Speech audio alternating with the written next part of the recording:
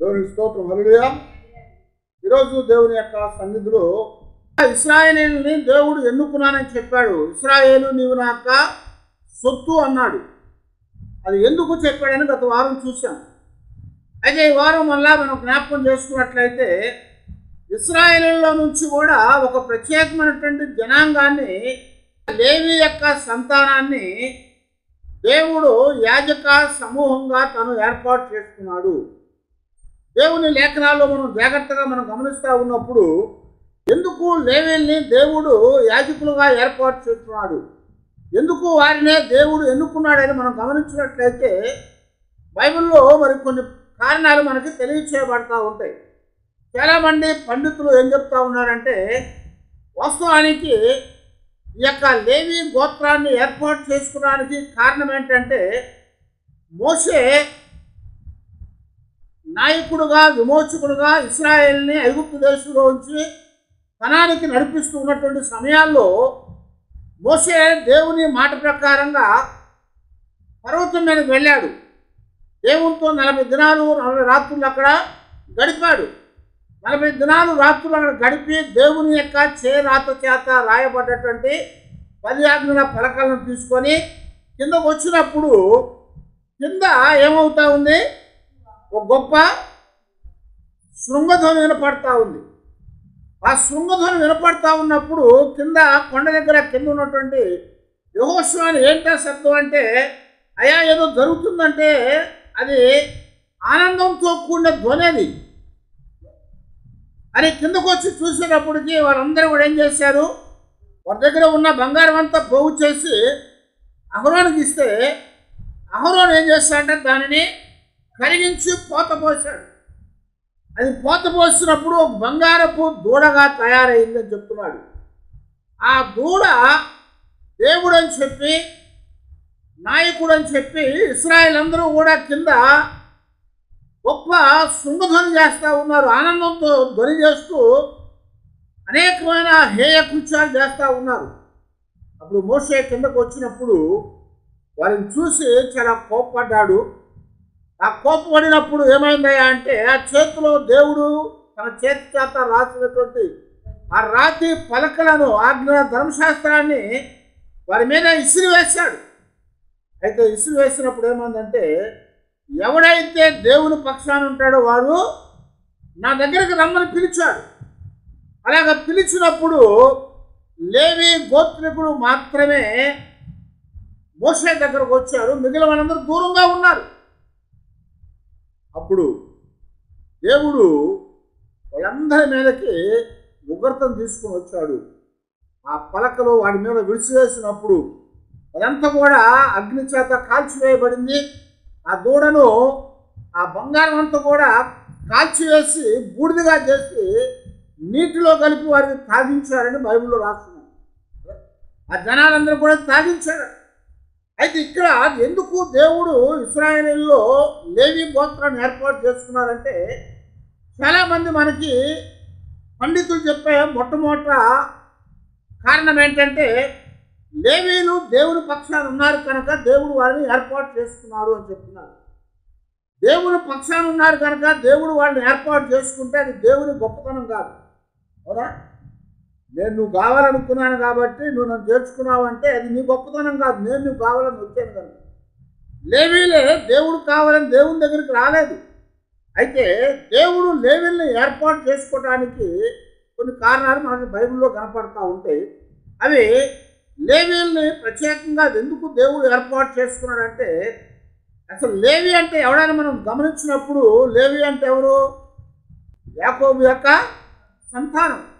లేయా అనేటువంటి జబ్బు కళ్ళు కలిగినటువంటి లాబాను యొక్క కుమార్తె, యాకోబు యొక్క మొదటి భార్య లేయా. ఆమెకి యాకోబుకి పుట్టినటువంటి వాడు 3వ సంతానము లేవి అని పిలువబడేవాడు. ఈ లేవి యాకోబు లేయా యొక్క 3వ సంతానము. అయితే ఈ యొక్క లేవి అనే అర్థం ఏంటయ్యా అంటే హత్తుకొని ఉండటం అన్నమాట. మనం 29వ అధ్యాయంలో ఆదికాండంలో గమనించినప్పుడు 34వ వచనంలో అక్కడ నా భర్త నన్ను హత్తుకొని ఉన్నాడు, ఆమె మరలా గర్భవతి అయి కుమారుని కని తుదకు ఈసారి నా పెనిమిటి నాతో హత్తుకొని ఉండను, అతనికి 3 కుమారులను కంటిని అనుకొనెను. అందుచేత అతనికి లేవి అని పేరు పెట్టను. లేవి అనే పదానికి మాటకి అర్థం ఏంటంట? హత్తుకొని ఉంటాం. అయితే ఆ యొక్క లేవి దేవుడు ఎందుకు ఏర్పాటు చేసుకున్నాడయ్యా అంటే తండ్రి చేత శపించబడ్డాడు. శపించాడయ్యా అంటే ఆ తర్వాత అధ్యాయాల్లో మనం గమనిస్తూ ఉన్నప్పుడు ఏం జరిగిందంటే ఈ లేవి అలాగే వాళ్ళ అన్న అయినటువంటి సిమియోను వాళ్ళిద్దరూ కూడా ఏం చేస్తారంటే వాళ్ళకి ఒక చెల్లి ఉన్నది. ఆ పేరు దీనా అనే ఒక చెల్లి ఉంది. అయితే ఆ దీనా అనే చెల్లి ఏం చేసిందంటే వారు నివసించినటువంటి స్థలములో ఆ ఊరిలో ఉన్నటువంటి ఆ కన్యకలను చూడటానికి వెళ్ళిందట. అక్కడికి వెళ్ళినప్పుడు అక్కడ ఉన్నటువంటి అన్ని జనాంగమైనటువంటి వారు వాళ్ళతో ఆ ఆడపిల్లలతో కలిసి ఆమె సంతోషంగా ఆడుకుంటా వస్తూ ఉన్నటువంటి సమయంలో అక్కడ ఉన్నటువంటి వాడు ఒకడు చూశాడు. వాడు చూసి ఆమెని అందాన్ని చూసి చక్కగా ఉందని ప్రేమించి వాడు అన్నిడైనటువంటి వాడు ఏం చేశాడంటే ఆమెని వాడు పాడు చేశాడు. అందువల్ల ఇశ్రాయేలులకి అది చాలా అవమానంతో కూడినటువంటిది. కాబట్టి ఆమె ఇంటికి ఏడ్చుకుంటా వచ్చి ఆ అన్నదమ్ములకు చెప్పినప్పుడు అన్నదమ్ములు ఏం చేశారంటే తండ్రి అయిన యాకోబుకు తెలియకుండా వీళ్ళు ఏం చేశారంటే వెళ్ళి వాళ్ళందరూ కూడా కత్తివాత పెట్టారు. అంటే అందరూ చంపేశారు. ఆ చంపివేసినప్పుడు యాకోబుకు తెలిసింది ఆ సంగతి. అయ్యా వాళ్ళు చేసింది అవమానకరమే, కానీ మీరు చేసిన ఈ పని చాలా విచారకరమైంది. ఎందుకనంటే మీరు ఇలా చేయటం ద్వారా ఏమైందంట గొప్ప అపాయం నా మీదకు రాబోతూ ఉంది. మీరు ఇలా చేసినందువలన నాకు ఏమవుతుందంటే వాళ్ళందరూ కూడా వచ్చి నా యొక్క భార్యల్ని పిల్లల్ని అందరూ కూడా చంపేస్తారని భయపడినటువంటి వాడై అప్పుడు వాళ్ళకి శపించాడట. ఇక్కడ మనం చూస్తూ ఉంటే అప్పుడు యాకోబు సిమియోనును లేవీని చూసి మీరు నన్ను బాధపెట్టి మీ దేశ నివాసులైన కనానీయుల్లోను పెరిజీయులలోను అసహ్యులుగా చేసిరి. నా జనసంఖ్య కొంచెమే, వారు నా మీదకి గుంపుగా వచ్చి నన్ను చంపెదరు. నేనును నా ఇంటి వారును నాశనమవుదామని చెప్పాను. అందుకు వారు వేసే ఎడల జరిగించినట్లు మా సహోదరి ఎడల ప్రవర్తింపవచ్చునా అని అనేది. అయితే ఇక్కడ ఏం చెప్తున్నా అంటే వాళ్ళందరినీ చంపేసినప్పుడు యాకోబు సిమియోనుని అలాగే వాళ్ళని చూసి ఏం చేస్తారంటే వాళ్ళని శపించాడని రాస్తున్నారు. ఎందుకంటే వాళ్ళు చేసిన కార్యాన్ని బట్టి భయపడిపోయాడు. వాళ్ళు ఏమంటారంటే ఇదిగో చివరిలో 49వ అధ్యాయంలో చూడండి, ఆది కాండంలో అక్కడ ఆ శాపాలు మనకు కనపడతా ఉంటే సిమియోను లేవి అని వారు సహోదరులు వారి ఖడ్గములు బలత్కారపు ఆయుధములు నా ప్రాణమా వారి ఆలోచనలో చేరవద్దు, నా ఘనమా వారి సంఘములో కలుసుకొనవద్దు. వారు కోపం వచ్చి మనుష్యులను చంపిరి, తమ స్వేచ్ఛ చేత ఎద్దుల గుదికాళ్లను నరములను తెగగొట్టిరి. వారి కోపము వేంద్రమైనది, వారి ఉగ్రతయు కఠినమైనది, అవి శపించబడును అని యాకోబు ఇక్కడ ఆ చివరి మరణకాలంలో ఆ పిల్లలందరూ కూడా దగ్గరికి పిలుచుకొని వారిని ఒక్కొక్కరి గురించి భవిష్యత్తు చెప్పాడు, ప్రవచించాడు. ఆ ప్రవచనంలో ఒక్కొక్కరి గురించి చెప్తా మరి ఇక్కడ మాట్లాడుతూ చెప్తున్నాడు కదా, లేవి అనేవాడు షిమియోను అనేటువంటి వారు ఇద్దరు సహోదరులు కనుక వారి యొక్క ఆలోచనతో వారి సంఘములో నువ్వు చేరొద్దు నా ప్రాణమా అని తను మాట్లాడుకుంటున్నాడు. కారణం ఏంటంటే వారు కోపంతో ఉన్నారు, వారు ఎద్దుల కాళ్ళను తెగనరికారు. కోపము వేంద్రమైనది, వారి ఉగ్రత కఠినమైనదని వారిని శపించాడనమాట. దేవుడు శపించిన దానిని లేకపోతే నశించిన దాన్ని వెతికి రక్షించడానికి లోకాన్ని యేసుక్రీస్తు వారు వచ్చారని పౌలు గారు చెప్పారు. దేవుడు మొదటి నుంచి కూడా దాదాపుగా పాడైన దాన్ని సరిచేయటానికే ప్రయత్నము చేశాడు. మొదట్లో ఆదామవులు పాడైపోయారు, తప్పు చేశారు. వాళ్ళను కూడా సరిచేసే ప్రయత్నం చేశారు, కానీ వారు చేయకూడదు తప్పు చేసి మరలా రెండోసారి తప్పు చేసి ఆ జీవవృక్ష ఫలాలు తినకుండా ఉండునట్లుగా వారిని బయటికి పంపించేశాడు. ఆ తర్వాత కయ్యోను తప్పు చేశాడు. కయ్యోను తప్పు చేసినప్పుడు ఏమైంది? కయ్యోను కూడా రక్షించడానికి ప్రయత్నం చేశాడు, కానీ దేవుని దగ్గర అబద్ధమాడాడు. కయ్యోను నా సహోదరునికి నేను కావలవాడినా అని చెప్పాడు. అందువలన కయ్యూరుని విడిచిపెట్టాడు, విమోచించాలనుకుని కూడా. అయితే ఇలాగా దేవుని యొక్క సన్నిధిలో ఈ యొక్క లేవి షిమ్యోను చేసేటువంటి కార్యాన్ని బట్టి ఆ తండ్రి అయిన యాకోబు వారిని శపించాడు. ఆ శాపము దేవుడు చూసి వారి ఎడల ఒక గొప్ప కార్యాన్ని చేయటానికి, వారిని కూడా విమోచించడానికి తన ప్రణాళికను తీసుకొని వచ్చినట్టుగా ఇక్కడ జ్ఞాపకం చేస్తున్నాడు అన్నమాట. అయితే మనం వాస్తవానికి ఇశ్రాయేలులో జ్యేష్ఠత్వం అనేది ఒకటి ఉంది. యాకోబు తన అన్నయ్యటువంటి ఏశావు యొక్క జ్యేష్ఠత్వాన్ని ఏం చేశాడు? దొంగిలించాడు. ఆ జ్యేష్ఠత్వాన్ని దొంగిలించాడు. జ్యేష్ఠత్వం అంటే ఏంటి? ప్రథమ సంతానం. ఎందుకు దేవుడు జ్యేష్ఠత్వాన్ని వాళ్ళకి ఇచ్చాడయ్యా అంటే, ఐగుప్తు దేశంలో నుంచి దేవుడు ఇశ్రాయేలును బయటికి తీసుకొని వచ్చేటప్పుడు ఐగుప్తుల యొక్క ప్రథమ సంతానాన్ని సంహరించాడు. ఎందుకు సంహరించాడు? దేవుని ప్రజలైనటువంటి వారిని బయటికి పంపటానికి ఫరో ఇష్టపడలేదు కనుక దేవుడు ఫరో యొక్క ఎదుట ఆయన నామాన్ని మహింపరచుకోవడానికి ఐగుప్తు యొక్క ప్రథమ సంతానాన్ని సంహరించాడు. వాళ్ళని సంహరించి దేవుడు ఇశ్రాయేలుతో ఏం చెప్పాడంటే, మీ యొక్క ప్రథమ సంతానము నా సొత్తు అని చెప్పాడు. మీ ప్రథమ సంతానము దేవునిది అని చెప్పాడు. అందుకనే ఇశ్రాయేలులో ప్రథమంగా పుట్టిన ప్రతిది కూడా దేవునికి అప్పగించేయాలి. ప్రథమ సంతానానికి దేవుడు ఒక హక్కు ఇచ్చాడు. ఆ హక్కు ఏదయ్యా అంటే జ్యేష్ఠ భాగం అనేది వాళ్ళకి ఇవ్వబడతా ఉంది. ప్రథమ సంతానానికి జ్యేష్ఠ భాగం ఇస్తారట. అంటే అన్నింటిలో కూడా మేలుకరమైనది ఇస్తారు, అందరికంటే కూడా ఎక్కువగా ఇస్తారు. అది జ్యేష్ఠత్వము అని జ్ఞాపకం చేస్తున్నారు. అయితే అలాంటి జ్యేష్ఠత్వాన్ని కయ్యూను పోగొట్టుకున్నాడు కదా. మొట్టమొదటి సంతానం ఎవరు? కయ్యూను. ఆ తర్వాత రెండోవాడు హేబేలు. కయ్యూను మొదటివాడు, రెండోవాడు హేబేలు. కయ్యూను జ్యేష్ఠుడు కావాలి, కానీ హేబేలును చంపడం ద్వారా కయ్యూను జ్యేష్ఠత్వాన్ని పోగొట్టుకొని తర్వాత పుట్టింది ఎవరు? షేతు. అయితే కయ్యూను పొందాల్సిన జ్యేష్ఠత్వం ఇప్పుడు ఎవరికి వచ్చింది? షేతుకు వచ్చింది. ఎందుకంటే కయ్యూను పోగొట్టుకున్నాడు. అలాగే ఏశావు యాకోబుల దగ్గరకు వచ్చినప్పుడు ఈ ఏశావు యాకోబులు వాళ్ళ జ్యేష్ఠుడు ఎవరు? ఏశావు జ్యేష్ఠుడు, మొట్టమొదటి పుట్టినవాడు. కానీ ఆ జ్యేష్ఠత్వాన్ని ఏశావు ఏం చేశాడు? ఆ చిక్కుడుగాయల కూర కోసము అమ్మివేసుకున్నాడు. అందువలన ఇప్పుడు జ్యేష్ఠత్వం అనేది ఇప్పుడు ఎవరికి వచ్చింది? చిన్నోడైన యాకోబుకి వచ్చింది. అలాగే ఇక్కడ వాస్తవానికి రూబేన్ అనేవాడు యాకోబు యొక్క మొదటి సంతానం. యాకోబు యొక్క మొదటి సంతానమైన రూబేన్కి జ్యేష్ఠత్వం ఇవ్వాలి.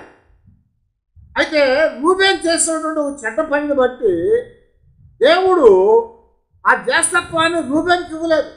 జ్యేష్ఠత్వాన్ని అతనికి ఇవ్వకుండా ఆ తర్వాత వాళ్ళకి ఇచ్చినట్టుగా చేశాడు. అయితే ఇక్కడ లేవి అనేవారు యాకోబు యొక్క మూడో సంతానం, కానీ అతను కూడా శపించబడ్డాడు. కారణం ఏంటంటే రెండోవాడు మూడోవాడు కూడా శపించబడ్డాడు. అందువలన ఆ తర్వాత యోధా అనేటువంటి దానికి దేవుని యొక్క ప్రత్యేకమైనటువంటి ఆశీర్వాదం ఇవ్వబడింది. ఎలాగా? అందులో నుంచి లోక రక్షకుడిని తీసుకురావటానికి దేవుని యొక్క ప్రణాళిక ఏర్పాటు చేయబడింది. అంటే దేవుని యొక్క ఆ లైన్ అనేది, లేకపోతే దైవ సంబంధమైనటువంటి ఆ సంతానం అనేది యూదా ద్వారా వచ్చింది. వాళ్ళు యూదాకి ఆ యొక్క గొప్ప భాగ్యము పడింది. అందుకనే యూదా గురించి మాట్లాడుతూ దేవుడు చెప్పాడు కదా ఇక్కడ, అతడు ఎవరట? నా కుమారుడు నువ్వు పట్టిన దాన్ని నువ్వు తిందువు. ఇంకా ఉన్నాడు, నీ తండ్రి కుమారులు నీ ఎదుట సాగిలపడుదురు. యూదా కొదమసింహము, నా కుమారుడా నువ్వు పట్టిన దాన్ని నువ్వు తిందువు. సింహం వలె గర్జించు ఆడు సింహం వలె అతడు కాళ్ళు ముడుచుకొని పండుకొనుడు. అతన్ని లేపువాడెవడు? శిలోహు వచ్చు వరకు యూదా యొద్ద నుండి దండము తొలగిపోదు, అతని కాళ్ళ మధ్య నుండి రాజదండము తొలగిపోదు. ప్రజలు అతనికి విధేయులై ఉందురు. యూదా యొద్ద నుంచి దండము తొలగిపోదు, అతని కాళ్ళ మధ్య నుండి రాజదండము తొలగిపోదు. ప్రజలు అతనికి విధేయులై ఉందురు అని జ్ఞాపకం చేస్తున్నాడు. యూదాని దేవుడు ఆశ్రయించాడు, యూదాని దేవుడు ప్రత్యేకించాడు, యూదాకి ఒక జ్యేష్ఠత్వం ఇచ్చినట్లుగా ఇచ్చాడు. అందుకొరకే అందులో నుంచి లోకరక్షకుడైనటువంటి వారిని యేసుక్రీస్తు వారిని తీసుకురావటానికి ఒక ప్రణాళికను ఏర్పాటు చేసి ఆ రాజదండం అనేది మరి యేసుక్రీస్తు వారి ద్వారా నిత్యమైనటువంటి రాజ్యాన్ని ఏర్పాటు చేయడానికి తీసుకొని వచ్చినట్టుగా మనకి ఇక్కడ జ్ఞాపకం చేస్తున్నాడు. అయితే ఇక్కడ లేవీని ఎందుకు దేవుడు యాజకత్వాన్ని అప్పగించాడు? లేవీకి ఎందుకు ఆ తెగని లేకపోతే ఆ యొక్క గోత్రాన్ని ఎందుకు దేవుడు ఎన్నుకున్నాడయ్యా అంటే ముఖ్యమైన కారణం ఏంటంటే దేవుని పక్షానికి చేరటం ఒకటి. అంతేకాదు దానికంటే ముందుగానే దేవుడు లేవీ గోత్రాన్ని ఆయన ఏర్పాటు చేసుకున్నట్టుగా దేవుని యొక్క లేఖనాల్లో మనకి జ్ఞాపకం చేస్తున్నాడు. అయితే ఇక్కడ ఆ గోత్రాన్ని ఏర్పాటు చేసుకోవడం ద్వారా దేవుని యొక్క మహిమను తీసుకురావాలనుకున్నాడు. ఆ యొక్క దేవుని తండ్రి యొక్క శాపం ఏంటి? అతనికి ఏమి ఇవ్వకూడదని చెప్పాడు. నువ్వు దేశ సంచారం అవుతావు అన్నట్టుగా చెప్పుకోవచ్చు. ఆ దేశ సంచారం అయినటువంటి వాడికి ఏమైనా ఆస్తిపాస్తులు ఉంటాయా? సంచారం చేయటం అంటే ఏంటి? తిరగటం. ఆ తిరిగేవాడికి ఆస్తిపాస్తులు ఉంటాయా? ఉండవు. ఆస్తి ఉన్నవాడు ఏం చేస్తాడు? అక్కడే ఉంటాడు. ఆస్తి లేనివాడే ఇల్లు ఉన్నవాడు ఒక దగ్గర ఉంటాడు. ఇల్లు లేనివాడు ఏం చేస్తాడు? వాడు ఎక్కడైనా తిరుగుతూ ఉంటాడు ఉండటానికి. అయితే ఇక్కడ దేవుడు ఒక ఆశీర్వాదాన్ని ఈ లేవీకి తీసుకుని వచ్చాడు. అందుకొరకే దేవుడు మిగిలినటువంటి ఇశ్రాయేల్ గోత్రాలు ఉన్నటువంటి 12 మంది గోత్రాలకి స్వాచ్ఛాన్ని ఇచ్చారు. వారు దేవుని యొక్క కణాల్లో ప్రవేశించేటప్పుడు దేవుడు వాళ్ళకి స్వాచ్ఛాన్ని ఇచ్చాడు. ఆ స్వాచ్ఛాన్ని ఇచ్చేటప్పుడు దేవుడు ఒక మాట చెప్తా ఉన్నాడు. ఇక్కడ ఏమంటున్నా అంటే ఇదిగో లేవీకి మాత్రము భూస్వాచ్యం లేదని చెప్పాడు. లేవీకి భూస్వాచ్యం లేదు. ఎందుకనంటే నీ స్వాచ్ఛము నేనే అని చెప్పాడు. నీ స్వాచ్ఛము నేనే. యాజకులుగా ఎందుకు ఆయన ఏర్పాటు చేసుకున్నాడంటే వారిని శపించబడ్డవారు కనుక, వారు తోలివేయబడ్డవారు కనుక, వాడు సంచారంగా ఉంటాడని వాడి తండ్రి చేత మరి శపించబడ్డాడు కనుక దానిని ఆశీర్వాదంగా మార్చడానికి దేవుడు లేవీ గోత్రాన్ని ఆయన ఏర్పాటు చేసుకున్నాడు. అందుకొరకు మనం జాగ్రత్తగా గమనిస్తూ ఉన్నప్పుడు సంఖ్యాకాండంలో 18వ అధ్యాయంలో 20వ వచనం ముందు మనకి ఇక్కడ జ్ఞాపకం చేస్తూ చెప్తున్నాడు కదా దేవుడు, యెహోవా అహరోనుతో ఇట్లా నేను వారి దేశములో నీకు స్వాచ్ఛము కలుగదు, వారి మధ్యను నీకు పాలు ఉండదు. ఇశ్రాయేలీల మధ్యను నీ పాలు నీ స్వాచ్ఛము నేనే అని చెప్పాడు. హల్లెలూయా అని చెప్పాడు. ఇశ్రాయేలు మధ్యలో నీ స్వాచ్ఛము కానీ నీ పాలు కానీ నేనే అని చెప్పాడు. విడవబడిన దాన్ని దేవుడు ఏర్పాటు చేసుకునేవాడు. నశించిన దాన్ని దేవుడు వెతికి రక్షించేవాడు. పాడైపోయిన వాడిని ఆయన బాగు చేసేవాడు. పడిపోయిన వారిని లేవనెత్తేవాడు, ఉద్ధరించేవాడు. కనుక ఇప్పుడు దేవుడు ఆ శాపాన్ని ఒక ఆశీర్వాదకరంగా మార్చాడు.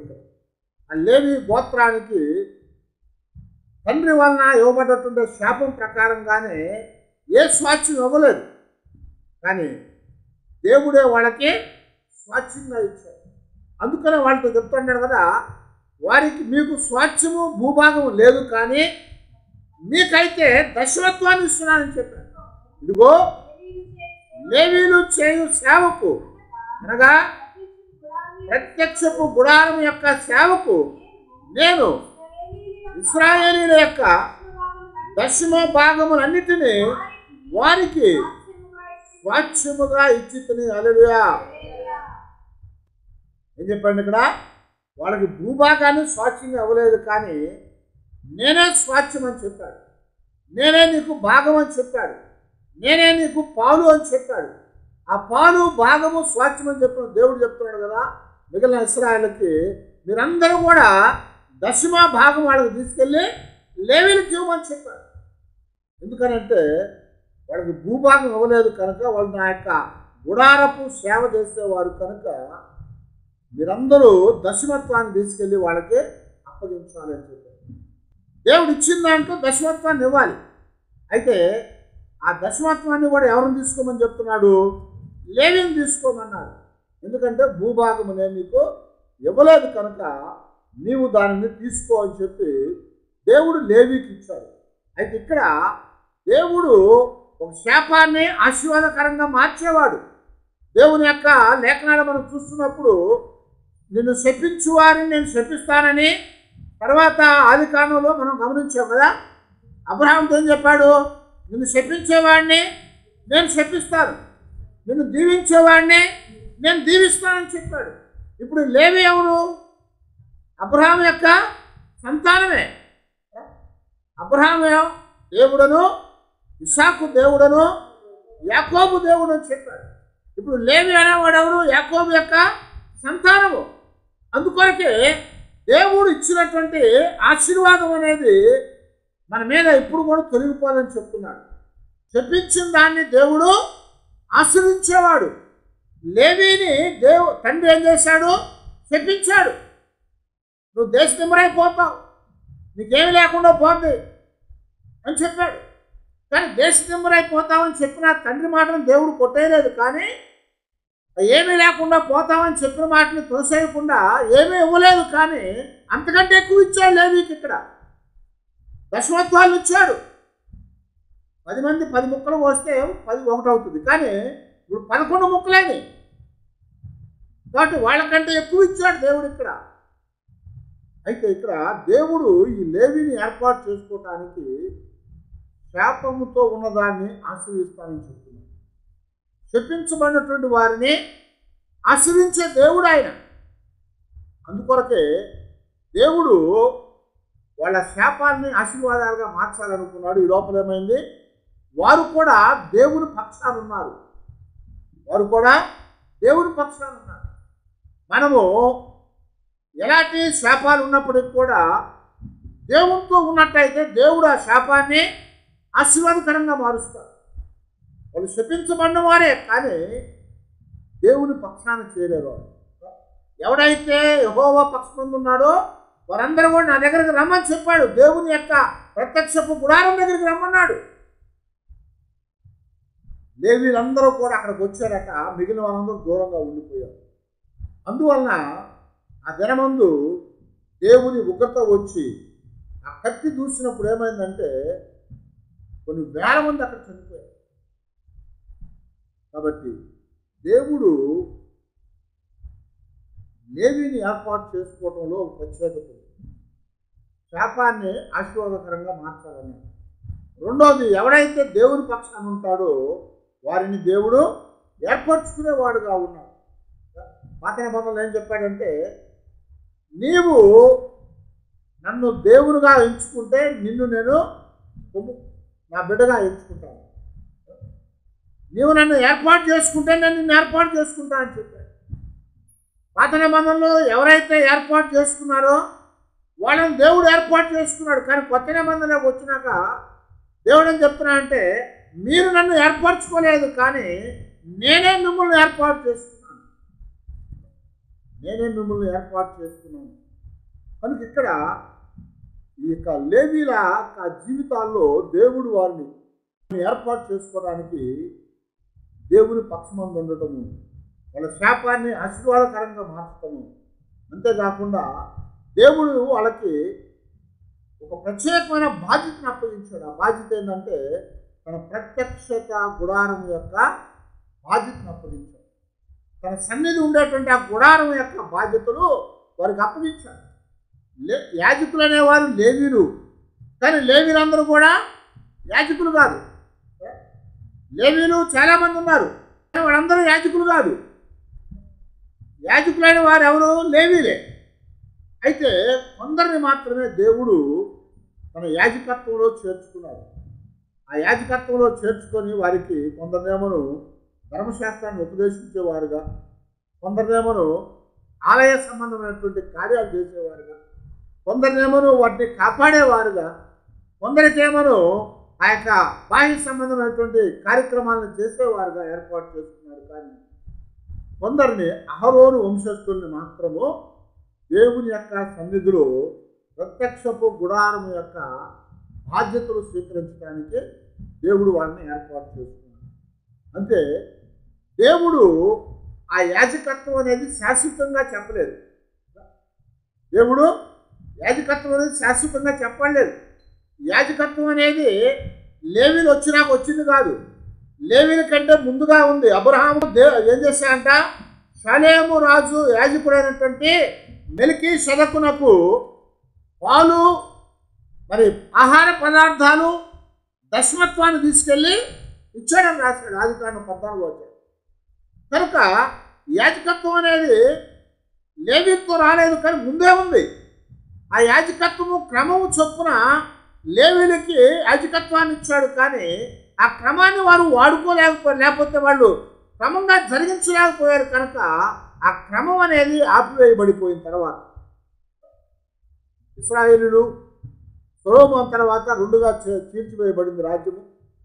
ఆ తర్వాత ఇశ్రాయేల్ రాజ్యముగా యూదా రాజ్యముగా చేయబడింది. ఆ ఇశ్రాయేల్ అనేటువంటి వారేమో 700లో అశూరీయుల చేత తీసుకొని పోబడ్డారు. 500లో క్రీస్తు పూర్వము యూదా వారేమో బబులోను ద్వారా నెబుకద్నెజరు ద్వారా చెరగా కొనుక్కోబడ్డారు. అంతటితో యాజకత్వం అనేది అయిపోయింది. అయితే దేవుని యొక్క సన్నిధిలో దేవుడే యాజకుడు. ఆ యొక్క మెల్కీషెదకు క్రమము చొప్పున యాజక ధర్మం అనేది ఆగిపోయేది కాదు. వాళ్ళు చెరకు కొనుక్కోబట్టడం ద్వారా అది ఆగిపోయింది, కానీ ఆ తర్వాత మళ్ళా దేవుడు దానిని ఆగిపోయినటువంటి ఒక క్రమాన్ని ఇచ్చాడని చెప్తున్నాడు. అందుకనే పౌలు గారు మాట్లాడుతూ ఎబ్రీ పత్రికలో ఆయన చెప్తా ఉంటాడు కదా, ఇదిగో యాజక ధర్మం అనేది ఇప్పుడు మనకి సంపూర్ణంగా ఉంది. అది ఎలా ఇచ్చాడయ్యా అంటే మెల్కీషెదకు క్రమము చొప్పున యేసు క్రీస్తు వారు ఆయన నిత్యుడగు యాజకుడుగా ఉన్నాడని మాట్లాడాడు. నిత్యమైనటువంటి యాజకుడుగా ఉన్నాడు. ఆ నిత్యమైనటువంటి యాజకుడుగా ఉన్నటువంటి వాడు ఆ క్రమము చొప్పున ఆయన దాన్ని కొనసాగించాడు. అందుకే ఇందాక మనం చెప్పుకున్నట్టుగా యాకోబు తన పిల్లల్ని ఆశ్రయించినప్పుడు యోధాతో ఏమన్నాడు? రాజదండము యోధా దగ్గర నుంచి తొలగిపోదు, ఆయన కాళ్ళ మధ్యలో నుంచి ఆ రాజదండము ఎప్పటికీ తీసివేయనని చెప్పాడు. దేవుడు దావీదుని ప్రేమించానన్నాడు. దావీదుకి ఒక వాగ్దానం చేశాడు, నీ సింహాసనం మీద ఎల్లప్పుడూ నీ సంతానము ఉండదని చెప్పాడు. సంతానం ఉంటుందని చెప్పాడు. కానీ దేవుడు ఆ యాజకత్వాన్ని ఆ రాజరికాన్ని కొనసాగించాడు. యేసు క్రీస్తు వారు రాజుగాను యాజకుడుగాను ప్రవక్తగాను వచ్చాడు లోకానికి. ఆయన నిత్యమైనటువంటి ప్రభువులకు ప్రభు, రాజులకు రాజు అని చెప్పడ్డాడు అన్నమాట. అయితే మనుషుల చేత ఏర్పాటు చేయబడినటువంటి యాజకత్వం అయిపోయింది, కానీ దేవుడు యాజకత్వాన్ని ఏర్పాటు చేశాడు. ఆ యాజకుడు ఎవరయ్యా అంటే మన ప్రభు అయిన యేసు క్రీస్తు వారు అని చెప్తున్నారు. ప్రవక్త కంటే గొప్పవాడు ఇక్కడ ఉన్నాడని చెప్పారు. దేవాలయం కంటే గొప్పవాడు ఇక్కడ ఉన్నాడని చెప్పారు. అయితే ఆ ప్రవక్త కంటే కూడా, దేవాలయం కంటే కూడా, యోనా కంటే కూడా, సొలొమోను కంటే కూడా గొప్పవాడైనటువంటి వాడు ఈ యొక్క యేసు క్రీస్తు వారు.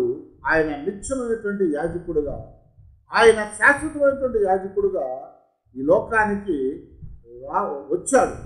ఆయన రావటం ద్వారా ఏమైందయ్యా అంటే ఆగిపోయిన యాజకత్వాన్ని దేవుడు కొనసాగించాడు.